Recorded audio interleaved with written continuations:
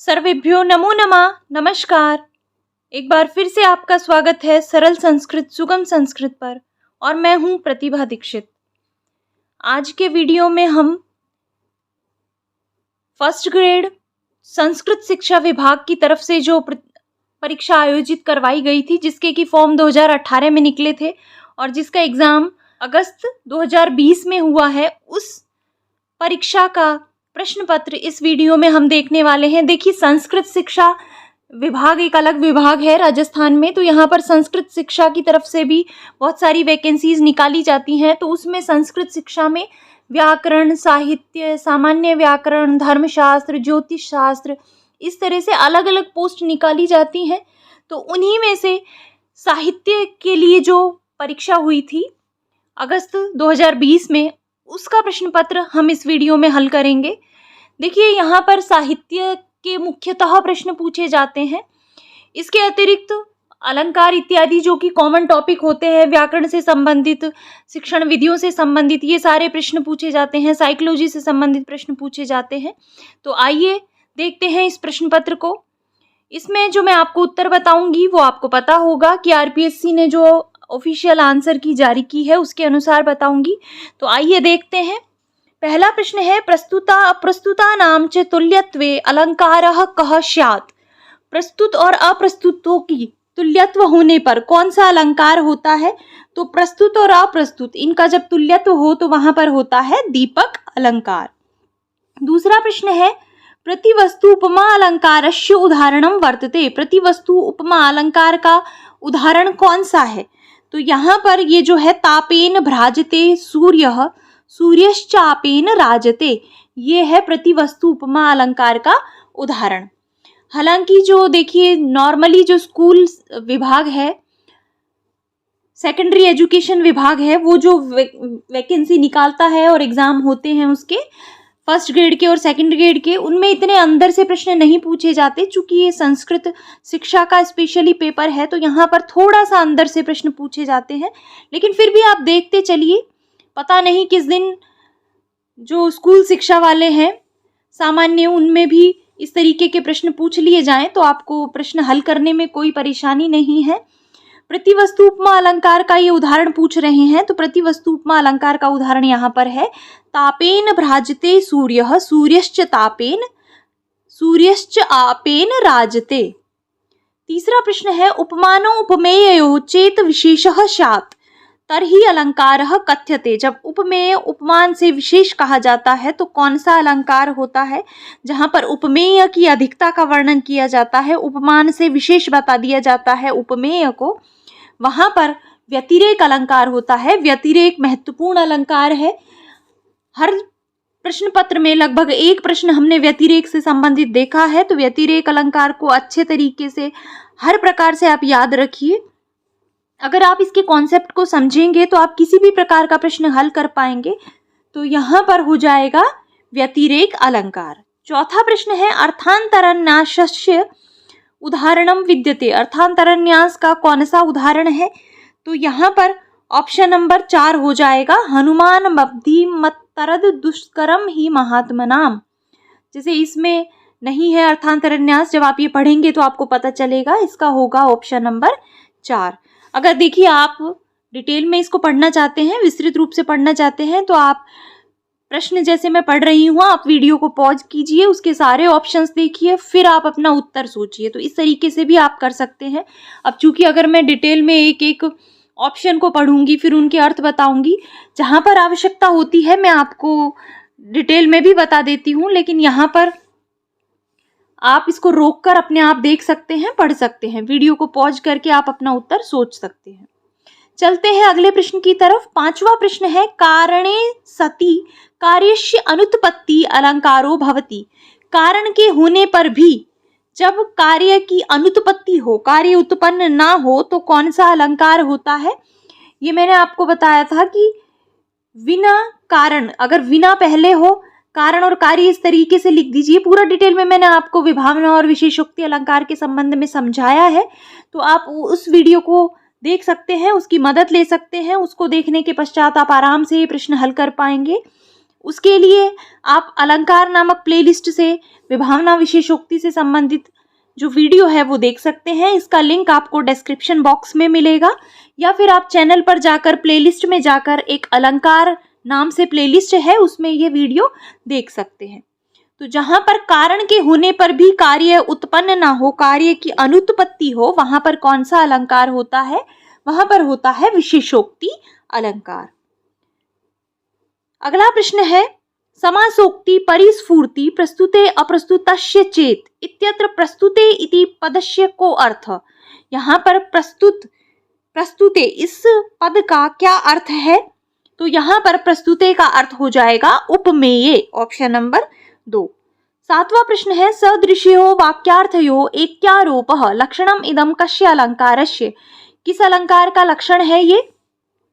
तो ये हो जाएगा ऑप्शन नंबर 3 निदर्शनालंकार। निदर्शनालंकार में सदृश्यो वाक्यार्थयो, ऐक्य आरोप, जो सदृश्य वाक्यार्थ हो वहां पर ऐक्य का आरोप कर दिया जाए। निदर्शनालंकार को भी हमने विस्तृत रूप से पढ़ा है, तो आप वीडियोस की मदद ले सकते हैं अगर आपको स्पष्ट नहीं है तो यहां पर हो जाएगा ऑप्शन नंबर 3।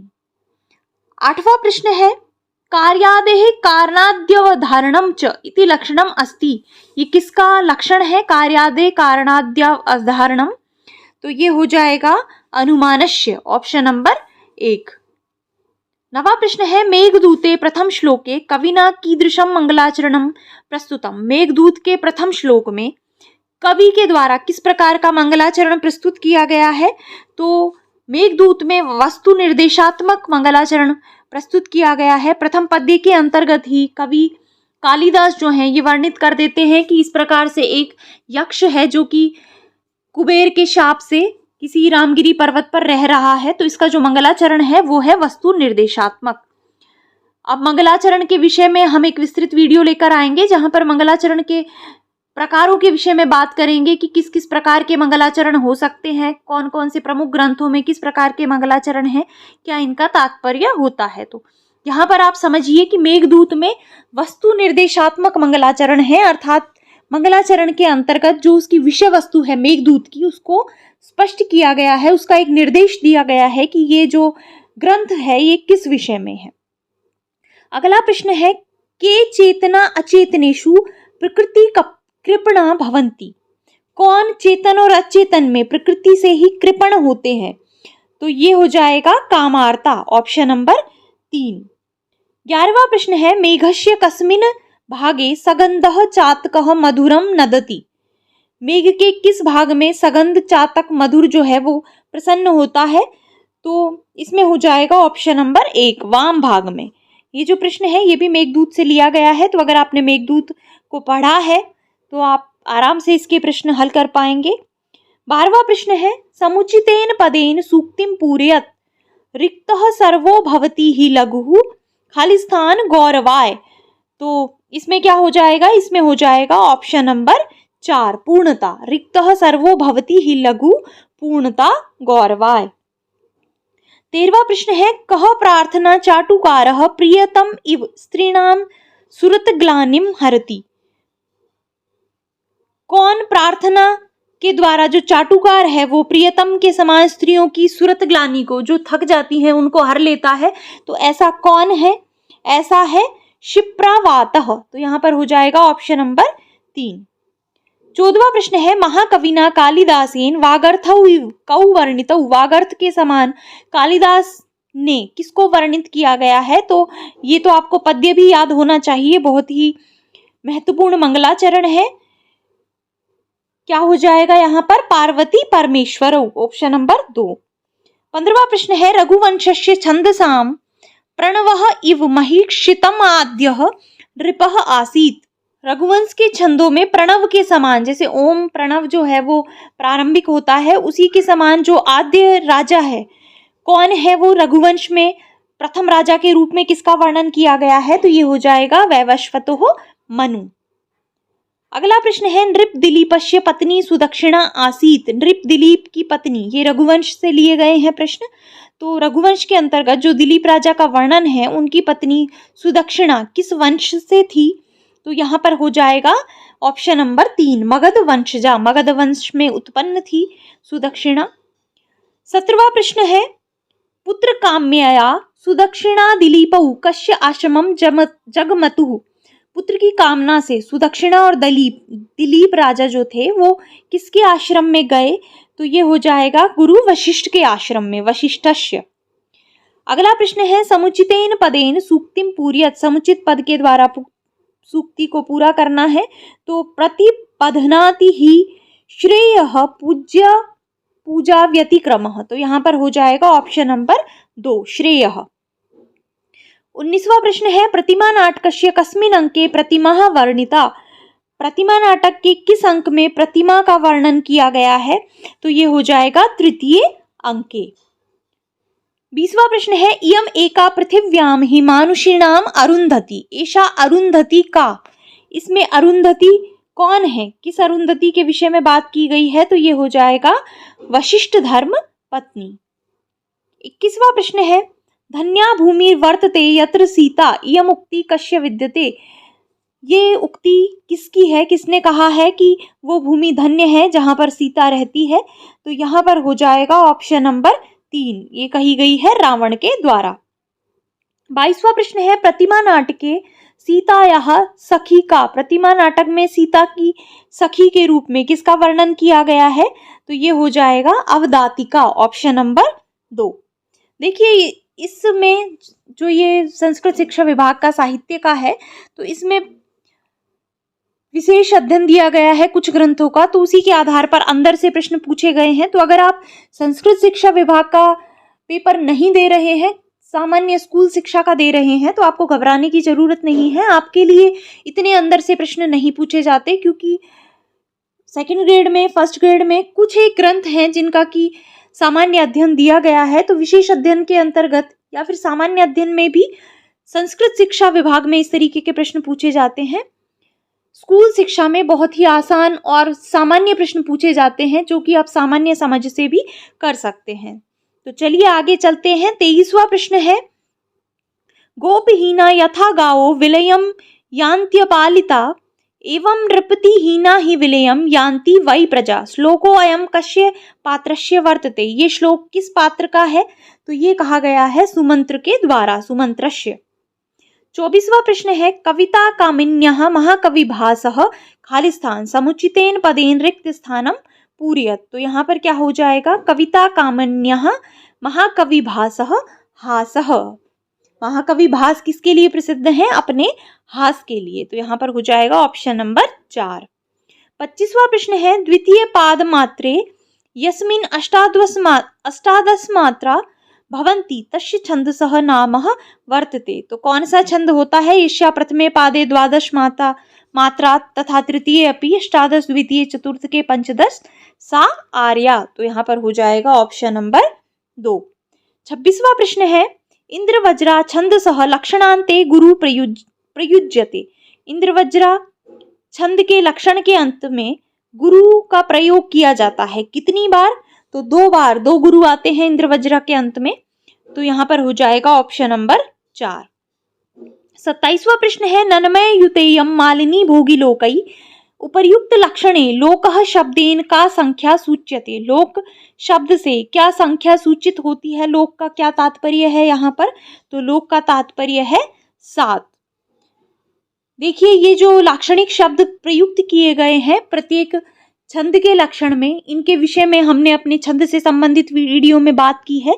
छंद से संबंधित केवल मात्र 2 वीडियो हैं चैनल पर, जो कि आपको छंद नाम से ही एक प्लेलिस्ट है उसमें मिल जाएंगे। हालांकि थोड़े बड़े वीडियोस हैं, 50 मिनट के अराउंड हैं, लेकिन उन 2 वीडियो को देखने के बाद आपके जो इस तरीके के प्रश्न हैं वो कभी भी गलत नहीं होंगे, क्योंकि हमने उनमें विस्तृत रूप से लाक्षणिक शब्दों के विषय में क्या लक्षण होता है, क्या क्या शब्द प्रयुक्त किए जाते हैं, महत्वपूर्ण उदाहरणों के विषय में, लक्षणों के विषय में बात की है। तो आप उस वीडियो की मदद ले सकते हैं। छंद जो प्लेलिस्ट है उसका लिंक आपको डिस्क्रिप्शन बॉक्स में मिलेगा, तो वहां से आप देख सकते हैं। 28वां प्रश्न है निम्नलिखित पंक्तौ छंदसः नाम किम। निम्नलिखित पंक्ति में कौन सा छंद है, मनोरथानाम तट प्रपाता। तो यहाँ पर 1 2 3 4 5 6 7 8 9 10 11 वर्ण है, तो 11 इंद्रवज्रा में भी हो सकते हैं, उपेंद्र वज्रा उपजाति भी हो सकता है। हालांकि यहाँ पर उपजाति नहीं हम कर सकते क्योंकि एक लाइन से पता नहीं चल सकता कि उपजाति है या नहीं। तो इंद्रवज्रा और उपेंद्र वज्रा शालिनी में से कोई यहाँ पर हो सकता है। तो यहाँ पर आप गण व्यवस्था देखिए, यहाँ पर कौन सा छंद है, यहाँ पर है उपेंद्र वज्रा, ऑप्शन नंबर 1। 29वां प्रश्न है चतुर्भी यकारे युक्तम छंदः कथ्यते। तो द्रुत विलंबितम आह नभौ भरौ, तो ये नहीं होगा। भुजंग प्रयातम चतुर्भी यकारई, तो यहाँ पर हो जाएगा ऑप्शन नंबर 3। भुजंग प्रयात छंद से संबंधित प्रश्न प्रत्येक प्रश्न पत्र में पूछा गया है। जितने भी प्रश्न पत्र हमने 4-5 अब तक किए हैं उन सभी में पूछा गया है। तो आप भुजंग प्रयात को अच्छे से याद रखिए। इसका लक्षण जो है स्पेशली आपको याद होना चाहिए। चतुर्भी यकारई देखते ही आपको पता होना चाहिए कि ये भुजंग प्रयात का लक्षण है। 30वां प्रश्न है शिखरिणी छंदसी प्रतिपादम कतिषु वर्णेषु यति भवति। शिखरिणी छंद में प्रतिपाद कितने वर्णों पर यति होती है? तो शिखरिणी में यति होती है 6 और 11 पर। रसई रुद्रैश छिन्ना यमन सबलागः शिखरिणी, तो रस होते हैं 6 और रुद्र होते हैं 11, तो यति हो जाएगी 6 और 11 पर। अगला प्रश्न है प्रतिपादम चतुर्दश वर्णा कस्मिन् छंदसि भवन्ति। प्रतिपाद 14 वर्ण कौन से छंद में होते हैं? तो ये हो जाएगा वसंत तिलका, उक्ता वसंत तिलका तब्जा जगौ ग, ऑप्शन नंबर 2। 32वां प्रश्न है शार्दूल विक्रीडित छंदसः चतुर्षु चरणेषु कति वर्णा भवन्ति। शार्दूल विक्रीडित छंद के चारों चरणों में कितने वर्ण होते हैं? तो ये हो जाएगा 76। सट सप्तति, क्योंकि प्रत्येक में एक पाद में कितने वर्ण होते हैं? यहाँ पर 19 होते हैं शार्दूल विक्रीडित में, तो 4 में हो जाएंगे 76, तो यहाँ पर हो जाएगा ऑप्शन नंबर 1। अगला प्रश्न है सप्त सप्त सप्तभिश्च वर्णै यति कस्मिन् छंदसि भवति। तो 7 7 और 7 वर्णों पर यति कौन से छंद में होती है? तो ये हो जाएगा श्रगधरा छंद। अगला प्रश्न है शब्दस्य शक्ति अंतर अनंतरिता शक्ति का, तो क्या हो जाएगी यहाँ पर? अभिधा शक्ति, ऑप्शन नंबर 1। 35वां प्रश्न है संकेतः कुत्र गृह्यते। संकेत कहाँ से ग्रहण किया जाता है? व्यक्तौ उपाधिषु व्यक्ते उपाधिषु क्रियासु, तो यहाँ पर हो जाएगा व्यक्ति उपाधिषु, ऑप्शन नंबर 3। 36वां प्रश्न है रूढ़ौ उपादान लक्षणायाः उदाहरणम अस्ति। रूढ़ उपादान लक्षणा का क्या उदाहरण है? तो जो शब्द शक्तियां हैं इनके विषय में हमने विस्तृत रूप से अध्ययन किया है। काव्य शास्त्र नामक एक प्लेलिस्ट है जिसमें कि हमने दश रूपक, नाट्य शास्त्र, साहित्य दर्पण, बहुत सारे काव्य शास्त्रीय ग्रंथों का अध्ययन किया है।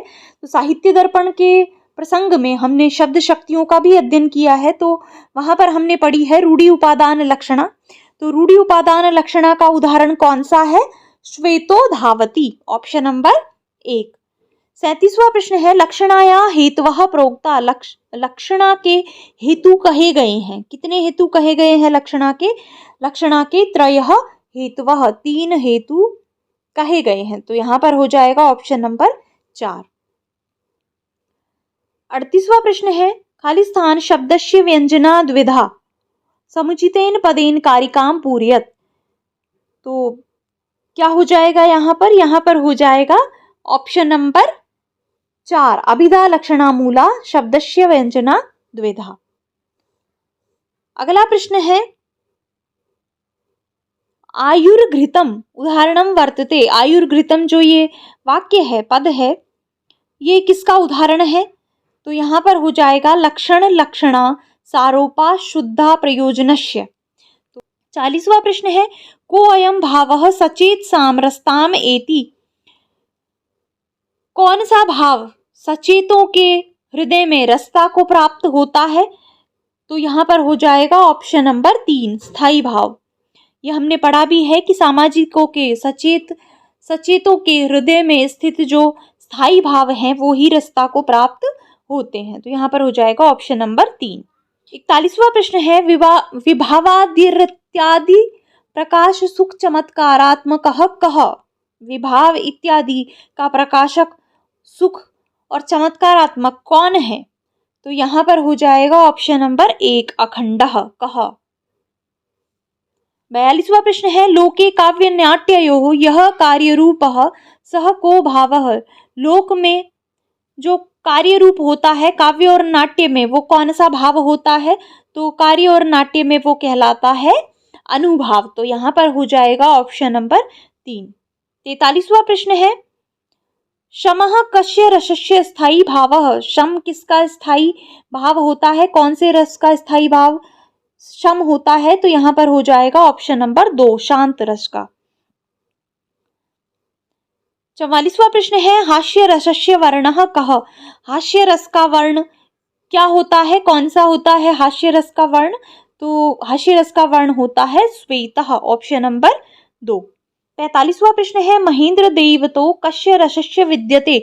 देखिए जो रस हैं उनके विषय में बहुत सारी बातें होती हैं कि रस क्या रस है, कौन सा उनका स्थायी भाव होता है, उनके देवता कौन से हैं, उनके वर्ण कौन से हैं, इस विषय में भी हमने अध्ययन किया है। तो हालांकि जो स्कूल शिक्षा है उसमें ये नहीं पूछे जाते, लेकिन यहाँ के लिए आप उसको पढ़ सकते हैं। चैनल में आप काव्य शास्त्र नामक प्लेलिस्ट से ये सारा विषय देख सकते हैं। तो महेंद्र देवत किस रस के महेंद्र देवता जो हैं किस रस में विद्यमान होते हैं, किस रस के देवता हैं, तो यहाँ पर हो जाएगा वीर रसस्य ऑप्शन नंबर 3। 46वां प्रश्न है निष्ठिवनास्य वलन नेत्र संकोचनादयः अनुभवा कस्य रसस्य भवति। नेत्रों का संकोचन इत्यादि जो अनुभव हैं वो किस रस में होते हैं, तो वो होते हैं विभत्स रस में ऑप्शन नंबर 4। 47वां प्रश्न है भवेद अभिनयो अवस्थानुकारः सः कथिविदः। अवस्थानुकार अभिनय होता है और वो कितने प्रकार का होता है, कितने प्रकार का अभिनय होता है, तो अभिनय होता है चतुर्विध। कौन कौन सा ये आपको कमेंट करके मुझे बताना है। 48वां प्रश्न है नाटके एक एव अंगीरसो भवेत्। नाटक में एक ही अंगीरस होना चाहिए, एक ही प्रधान रस होना चाहिए, और वो कौन सा हो सकता है, तो नाटक में श्रृंगार अथवा वीर इन दोनों में से कोई एक रस प्रधान रस होना चाहिए। 49वां प्रश्न है नाटके मुख्या कार्य व्यापृत पुरुषा भवेयुः। नाट्य में मुख्यतः कार्य व्यापृत पुरुष कितने होने चाहिए, तो 4 पंचवा ऑप्शन नंबर 1। 50वां प्रश्न है एकान्वये सति अंतैः एकार्थ संबंधः कथ्यते। क्या कहा जाता है, तो ये हो जाएगा ऑप्शन नंबर 3 संधि। जो पंच संधियां पाई जाती है नाटक के अंतर्गत, तो उन्हीं में से ये पूछा गया है कि संधि क्या होती है। एकान्वये सति अंतैः एकार्थ संबंधः कथ्यते संधि। 51वां प्रश्न है समुचितेन पदेन रिक्त स्थानं पूरयत् फल प्रधानोपायस्य खाली स्थान लक्ष्य अलक्ष्य इवोद भेदो यत्र प्रतिमुखम च तत्। तो यहाँ पर क्या हो जाएगा, यहाँ पर हो जाएगा ऑप्शन नंबर 2 मुख संधि निवेशिनः। मुख संधि कहाँ पर होती है उसके विषय में बताया गया है। अगला प्रश्न है कस्मिन् रूप के रौद्र रसः अंगीरसः भवेत्। किस रूपक में रौद्र रस जो है वो अंगीरस होना चाहिए, मुख्य रस होना चाहिए, तो ये हो जाएगा ऑप्शन नंबर 1 डिम में। जो 10 रूपक हैं, 18 प्रकार के उपरूपक हैं, इनके विषय में भी हमने अध्ययन किया है, विस्तृत रूप से अध्ययन किया है, इनको देखा है कि कौन से रूपक में कितने प्रकरण होते हैं, क्या क्या नायक होता है, तो सारा अध्ययन हम पहले कर चुके हैं। अगर आप इस प्रकार का कोई वीडियो देखना चाहते हैं तो आप चैनल से देख सकते हैं। काव्य शास्त्र नामक प्लेलिस्ट से आपको सभी प्रकार के वीडियोस मिल जाएंगे। अगले प्रश्न की तरफ चलते हैं। 53वां प्रश्न है महाकाव्य एको अंगीरसो भवेत्। महाकाव्य में एक अंगीरस होना चाहिए, कौन सा, तो यहाँ पर हो जाएगा ऑप्शन नंबर 3 श्रृंगार वीर या शांत। 54वां प्रश्न है रस संप्रदायस्य प्राचीनतमः आचार्यः कः। रस संप्रदाय के प्राचीनतम आचार्य कौन है, तो ये हो जाएगा आचार्य भरत मुनि। 55वां प्रश्न है नाट्यशास्त्रस्य अभिनयान् कस्मात् वेदात् जग्राह।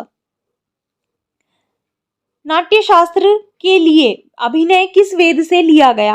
इसमें नाट्यशास्त्र में वर्णन किया गया है कि साम से ये लिया गया, ऋग्वेद से ये लिया गया, तो जो अभिनय था वो कौन से वेद से लिया गया, तो अभिनय लिया गया यजुर्वेद से। यहाँ पर हो जाएगा ऑप्शन नंबर 2। 56वां प्रश्न है काव्यालंकारः कस्य कृति। काव्यालंकार किसकी कृति है? तो निश्चित रूप से आपको पता होगा भामहस्य, ऑप्शन नंबर 1। 57वां प्रश्न है रीतिरात्मा काव्यस्य इति केन उक्तम। तो किसके द्वारा कहा गया है रीतिरात्मा काव्यस्य?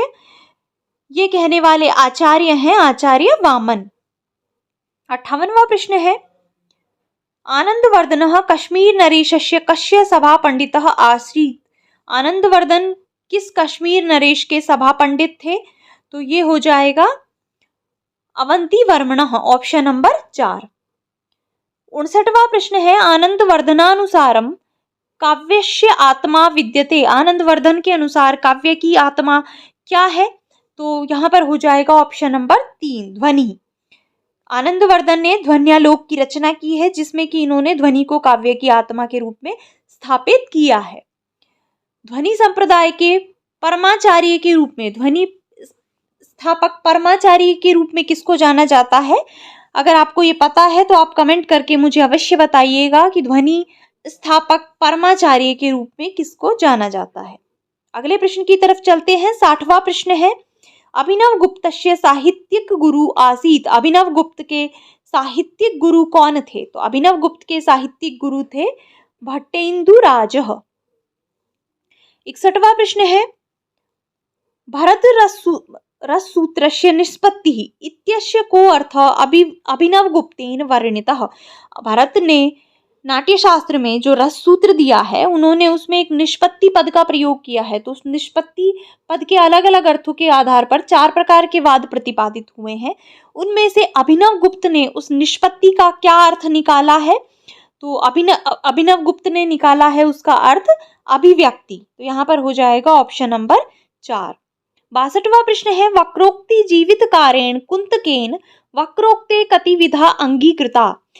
वक्रोक्ति जीवितकार कुंतक के द्वारा कितने प्रकार की वक्रोक्ति स्वीकार की गई है? तो ये हो जाएगा षड्विधा। 63वां प्रश्न है आचार्य क्षेमेंद्रः साहित्य विद्याम कस्मात् धीतवान। आचार्य क्षेमेंद्र ने साहित्य विद्या किससे ग्रहण करी? तो यहाँ पर हो जाएगा अभिनव गुप्त पादात, ऑप्शन नंबर 3। 64वां प्रश्न है काव्य प्रकाश कस्य कृता गृहे गृहे टीका तथाप्येष तथैव दुर्गमः। उपर्युक्तम कथनम केन उक्तम। ये कथन किसने कहा है कि काव्य प्रकाश पर जो ग्रह ग्रह में टीका लिखी गई लेकिन फिर भी वो दुर्गम है?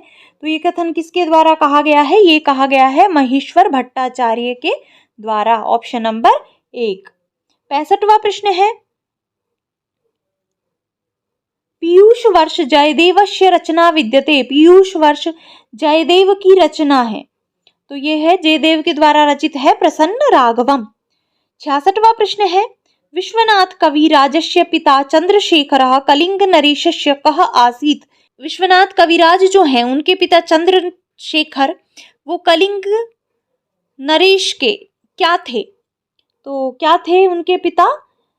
वो थे संधि विग्रहिकः, ऑप्शन नंबर 4 यहाँ पर सही होगा।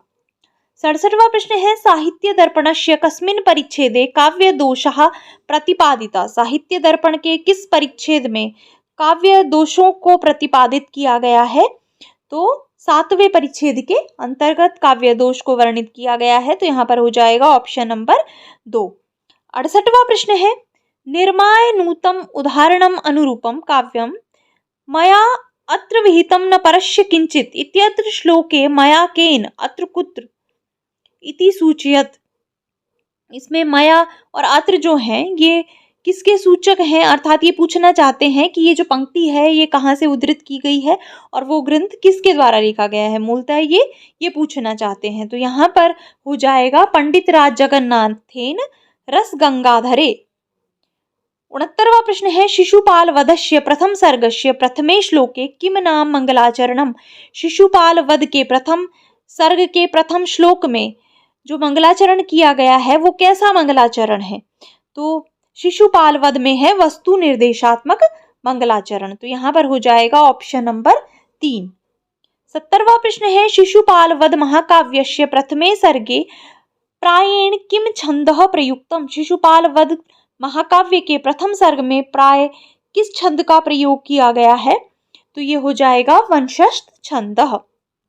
71वां प्रश्न है कश्यपुरे ऋतवः वास्तव्य कुटुंबिताम ययुः। तो क्या हो जाएगा यहाँ पर हो जाएगा ऑप्शन नंबर 4 रावणस्य।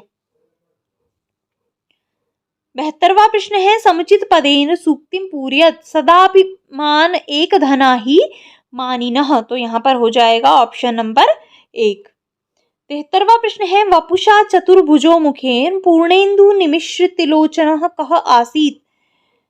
कौन थे चतुर्भुज पूर्णेन्दु जिनका मुख था इस प्रकार के, किसका वर्णन किया गया है, कौन है ऐसे, तो ये हो जाएगा शिशुपालवत, ऑप्शन नंबर 3। 74वां प्रश्न है सतीव योषित प्रकृति कीदृशी भवति शिशुपाल वधानुसारम उत्तरयत। कि जो योषित प्रकृति है वो सती के समान किस प्रकार की होती है, तो यहाँ पर हो जाएगा ऑप्शन नंबर 2 सुनिश्चला। 75वां प्रश्न है बहिर्विकारम प्रकृते पृथग विदुः पुरातनम त्वाम पुरुषम पुराविदः इत्यत्र श्लोके पुरातनः पुरुषः कः वर्णितः। तो यहाँ पर हो जाएगा श्री कृष्ण, पुरातन पुरुष के रूप में किसको वर्णित किया गया है, श्री कृष्ण को। 76वां प्रश्न है अधिपतिरिव दंड कारणस्य नायक इव सर्व वनस्पतीनाम इत्यत्र कविना कस्य वर्णना कृता। यहाँ पर कवि के द्वारा किसका वर्णन किया गया है, तो यहाँ पर हो जाएगा शाल्मली वृक्षस्य। 77वां प्रश्न है गज तुरग पुरुष स्त्री लक्षणाभिज्ञ सकल भूत तल रत्न भूतः कः कविना वर्णितः। ऐसा किसको वर्णित किया गया है कवि के द्वारा, वैशंपायन को। 78वां प्रश्न है महाकवि बाणस्य पितु नामः किम। महाकवि बाण के पिता का क्या नाम था, तो बाण के पिता का नाम था चित्रभानु, ऑप्शन नंबर 4। अगला प्रश्न है राज्ञः शूद्रकस्य वेत्रवत्या परिगता काभिधाना नगरी राजधान्या आसीत। राजा शूद्रक की जो राजधानी थी उसका क्या नाम था, तो राजा शूद्रक की राजधानी का नाम था विदिशा। यहाँ पर हो जाएगा ऑप्शन नंबर 3। 80वां प्रश्न है आमत्त कोकिल लोचनच्छ विनील पाटलः कषाय मधुरः कस्य फलस्य रसः सुकेनापीतः। किसका रस सुक के द्वारा पिया गया, तो यहाँ पर हो जाएगा जम्बू फल रसः, ऑप्शन नंबर 4। ये लिए गए हैं सब कादम्बरी से, तो आपको कादम्बरी अगर आपने पढ़ी है तो आपको यहाँ पर इनके उत्तर वस्तुतः आते होंगे। किसका रस पिया, सुक के द्वारा किसका रस पिया गया, जम्बू फल का। 81वां प्रश्न है समुचितेन पदेन सूक्तिम पूरयत खलम ही खलु में हृदयम। यहाँ पर हो जाएगा ऑप्शन नंबर 1। 82वां प्रश्न है मृच्छकटिकानुसारम प्रकाम परम षष्ठ महापातकम वर्तते।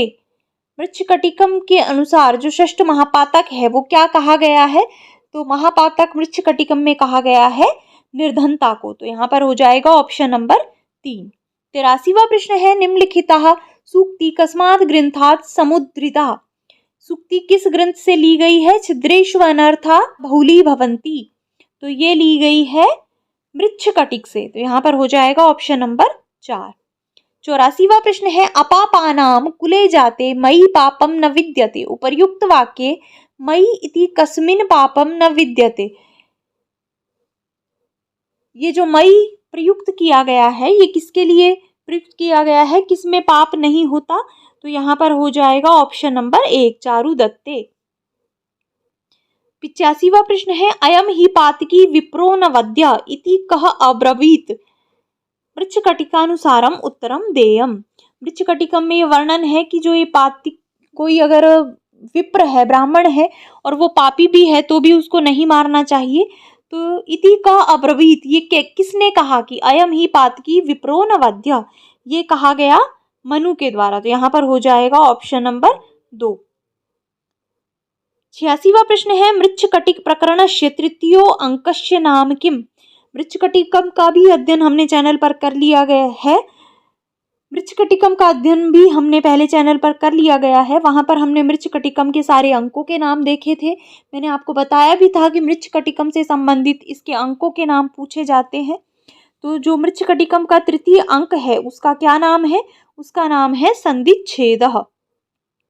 87वां प्रश्न है वसंत सेनायाः दासी का, वसंत सेना की दासी का क्या नाम है? तो वसंत सेना की दासी का नाम है मदनिका। 88वां प्रश्न है मृच्छकटिक नामकरण प्रसंग कस्मिन् अंके वर्णितः। मृच्छकटिक जो नाम रखा गया है इसका, ये नामकरण का प्रसंग किस अंक में वर्णित है? तो ये हमने बात की थी, ये है 6ठ अंक में वर्णित। तो यहाँ पर हो जाएगा ऑप्शन नंबर 2। अगला प्रश्न है भारती कवेर जयति इत्यत्र कीदृशं मंगलाचरणम आचार्य मम्मटः प्रतिपादयति। इसमें किस प्रकार का मंगलाचरण आचार्य मम्मट के द्वारा प्रतिपादित किया गया है? तो यहाँ पर नमस्कारात्मकम। 90वां प्रश्न है काव्य प्रयोजनेषु सकल प्रयोजन मौलिभूतम कीदृशम प्रयोजनम निर्दिशति। सारे प्रयोजनों का मूलभूत कौन सा प्रयोजन है जो सारे प्रयोजनों के मूल के रूप में दिखाई देता है? तो यहाँ पर हो जाएगा सद्यः परनिर्वृत्तये। 91वां प्रश्न है काव्य कारणे कवित्व बीज रूपः संस्कार विशेषः कथ्यते। काव्य के कारण, काव्य का जो कारण होता है, किसी की काव्य की रचना में कवित्व बीज रूप जो संस्कार विशेष होता है काव्य के कारण के रूप में, उसको क्या कहा जाता है? उसको कहा जाता है ऑप्शन नंबर 4 शक्ति। 92वां प्रश्न है समुचितेन पदेन काव्य सूत्रम पूरयत। समुचित पद के द्वारा काव्य सूत्र की पूर्ति करनी है। तो यहाँ पर है अतादृशी गुणीभूत व्यंग्यम व्यंग्ये तु मध्यमम।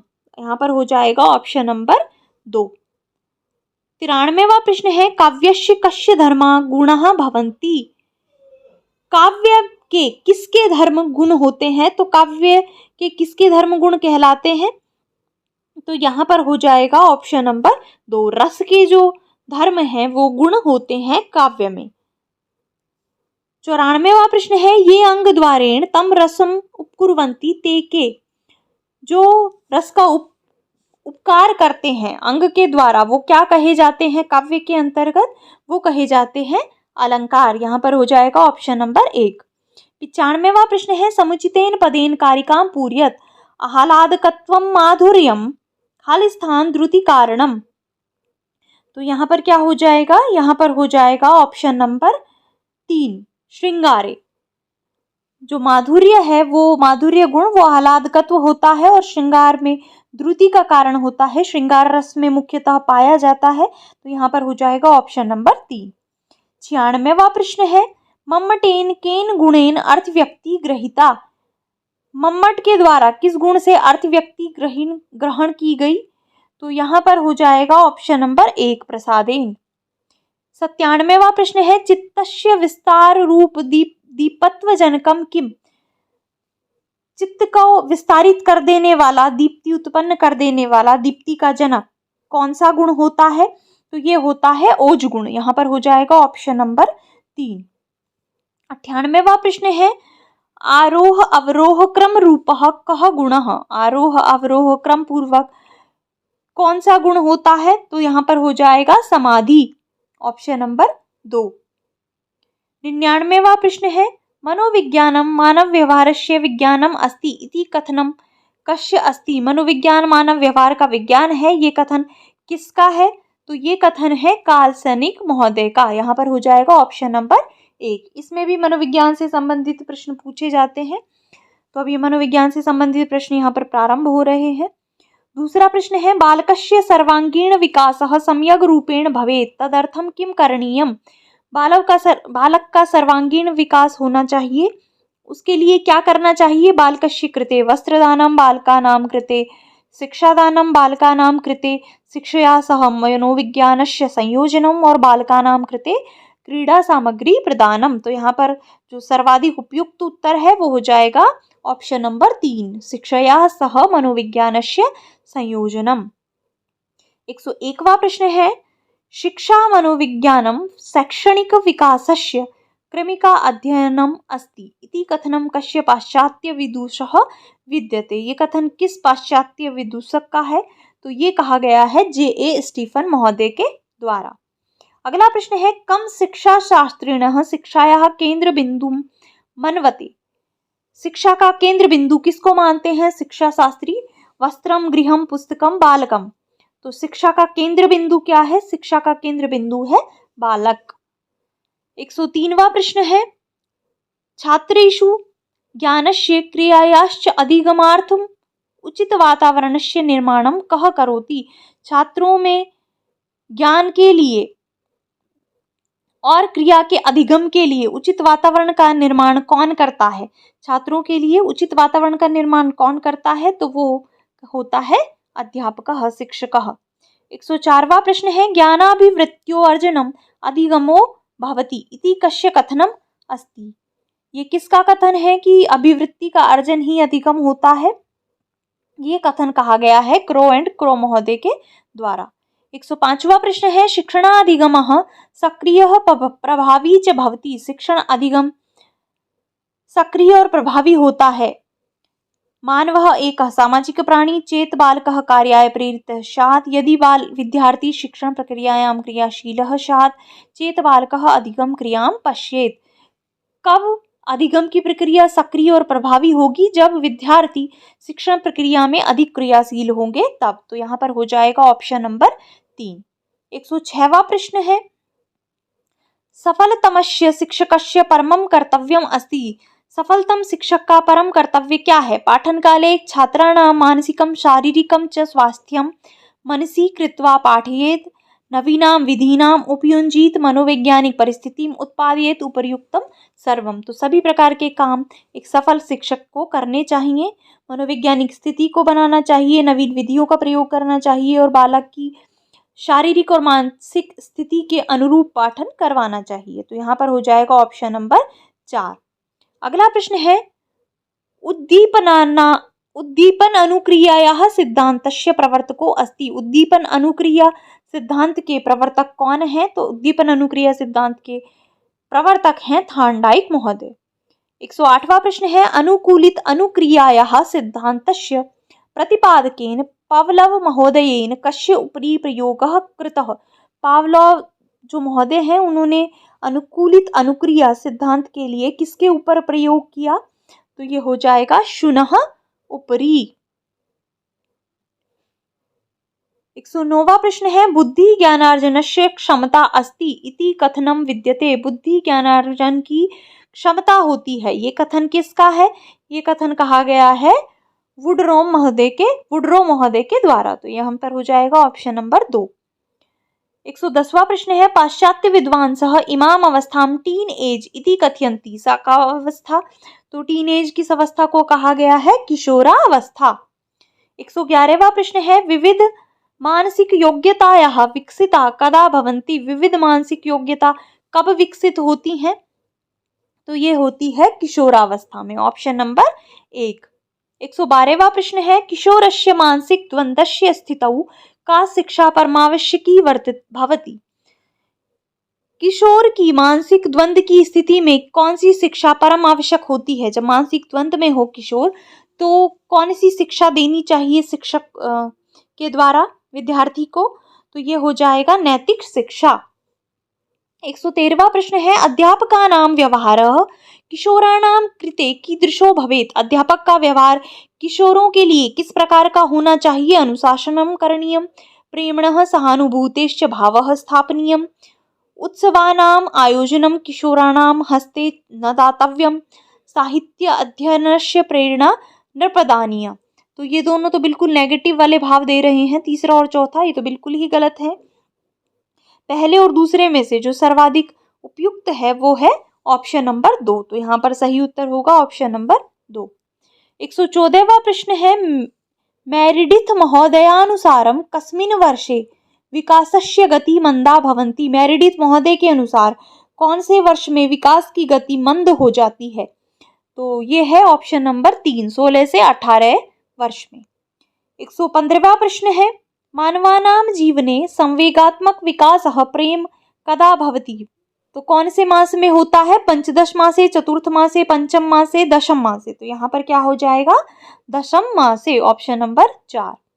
116वां प्रश्न है, कस्यचित् जनस्य वास्तविकम् आयु 20 वर्षाणि तथा मानसिकम् आयु 25 वर्षाणि प्राप्यते तदा तस्य बुद्धि लब्धिर् भविष्यति।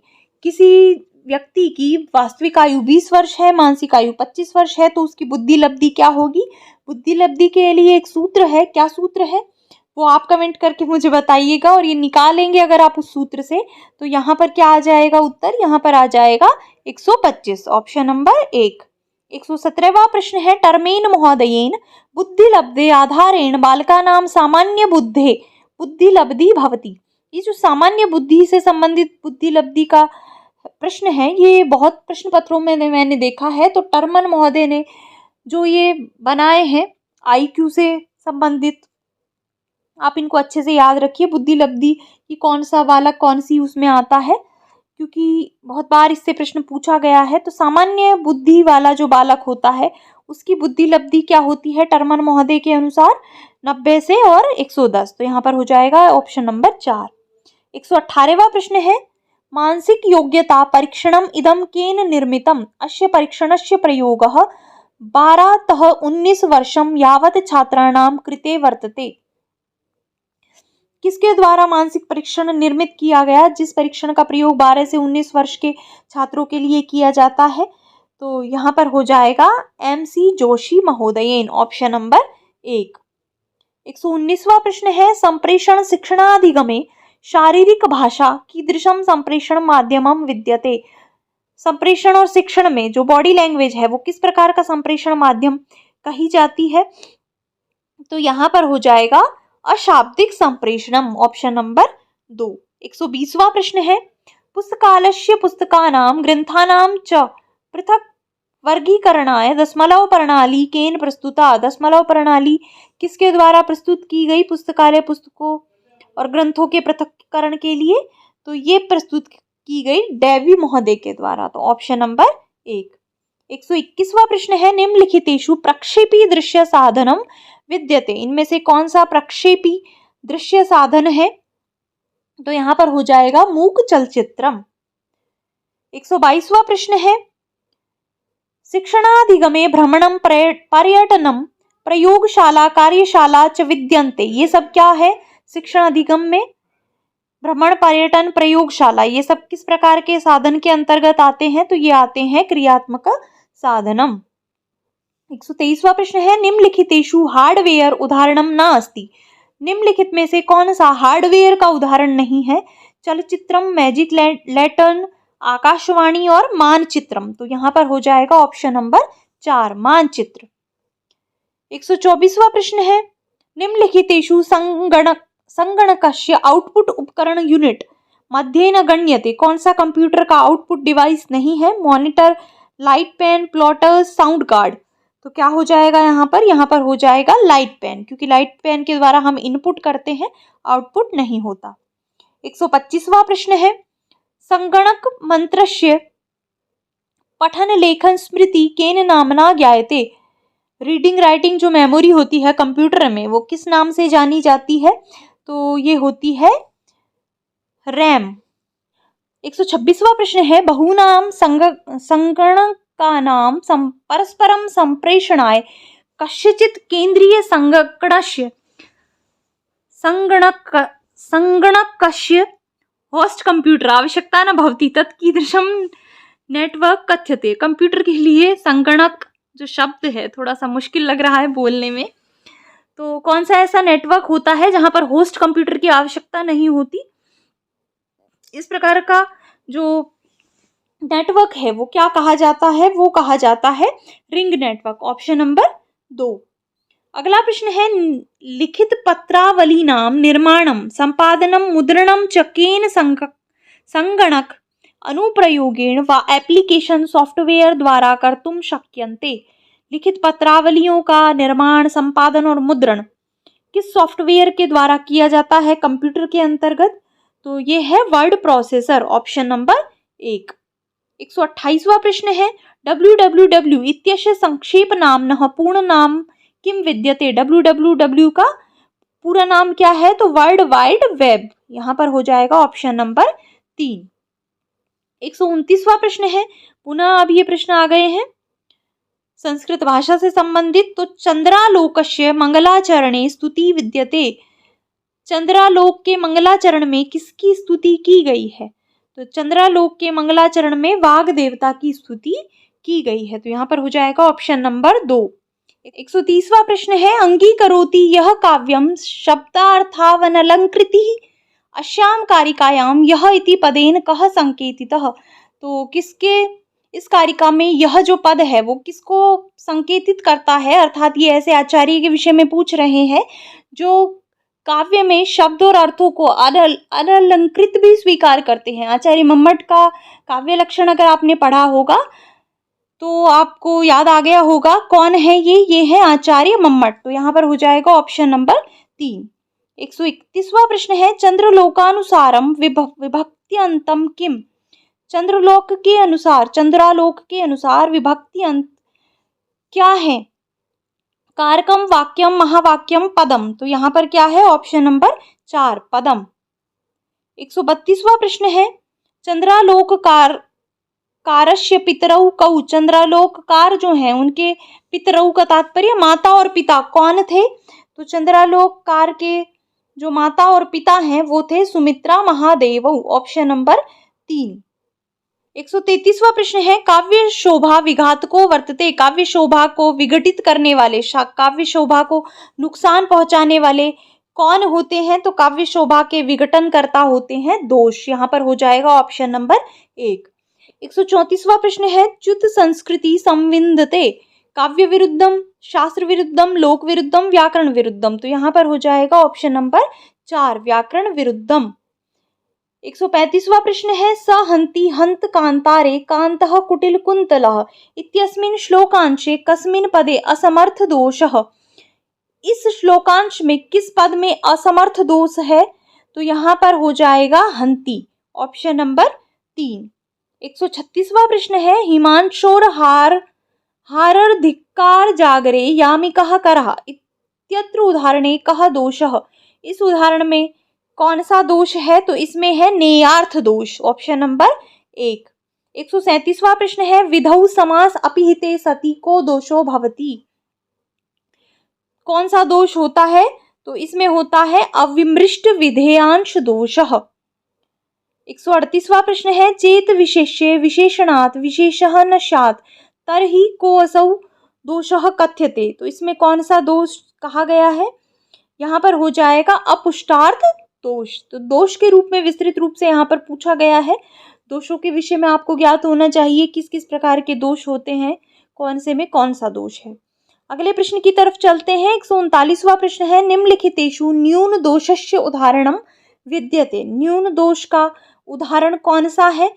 तो इसमें हो जाएगा त्वत् खड़ग संभूत यशः पुष्पम नभस्तटम। ऑप्शन नंबर 4 इस वाले वाक्य में न्यून दोष है। 140वां प्रश्न है, समुचितेन पदेन रिक्त स्थानम पूर्यत रसाद्य अनुचिते वर्णे खाली स्थान विदु। तो यहाँ पर हो जाएगा प्रतिकूलाक्षरम। रसाद्य अनुचिते वर्णे प्रतिकूलाक्षरम विदु। Option number 3। 141वां प्रश्न है, यह दोषांकुशः सह कतिधा दोषम निवारयति। वो कितने प्रकार से दोष का निवारण करता है, दोष को दूर करता है? तो इसमें हो जाएगा ऑप्शन नंबर 4 त्रेधा। 142वां प्रश्न है, इयम अद्भुत साख्यग्र केलित कौतुक वानरी उदाहरणम इदम कम दोषम संकेतयति। इस उदाहरण में किस दोष को बताया गया है? तो इसमें है अनुचितार्थ दोषम। Option number 3। 143वां प्रश्न है, दधार गौरी हृदये देवम हिम करांकितम इत्यस्मिन् उदाहरणे किम पदम निरर्थकम इति नैव त्याज्यम। इस उदाहरण में कौन सा पद निरर्थक होते हुए भी उसको नहीं त्यागना चाहिए? तो इसमें हो जाएगा ऑप्शन नंबर 2 ही। 144वां प्रश्न है, अमंदानंद संदोह स्वच्छंदास्पद मंदिरम इत्यत्र को अलंकारः। कौन सा अलंकार है इस पद्य में? तो इसमें हो जाएगा प्रत्यानुप्रासः। Option number 2। 145वां प्रश्न है, उपमानोपमेयत्वे यत्र एकस्यैव जागृतः स्यात् तत्र को नाम अलंकारः भवेत्। वहां पर कौन सा अलंकार होता है? तो वहां पर हो जाता है अनन्वय अलंकार। 146वां प्रश्न है, यत्र उपमानो उपमेयो अभेदः पर्यवस्यति तत्र को अलंकारः भवति। जहाँ पर उपमेय और उपमान में